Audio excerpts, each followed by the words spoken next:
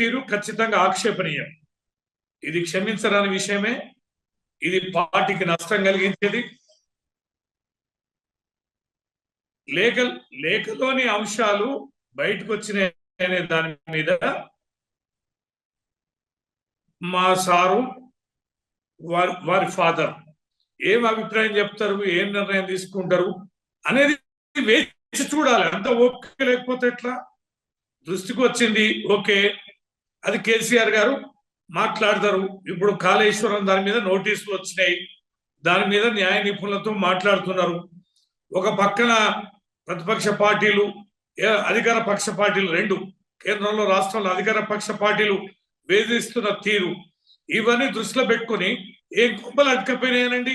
ఎందుకంటే అంత తీవ్ర ఆవేశం, ఎందుకు తొందరపడాలి? ఈ విచారణ ఏంటో ఇదేంటో ముగిసిన తర్వాత తేలదు. ఎడిపోతారు కేసీఆర్ గారు, విషయాలు ఎడిపోతాయి. ఈ నిమిషాలు తేల్చాలని ఎందుకు అంత జిద్దుగా వెళ్ళాలి? సరైనది కాదు.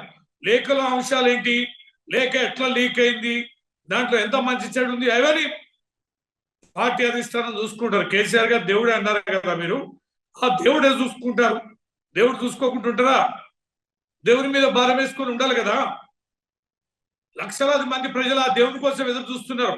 మీకే దేవుడు కాదు, మా అందరు కూడా దేవుడే.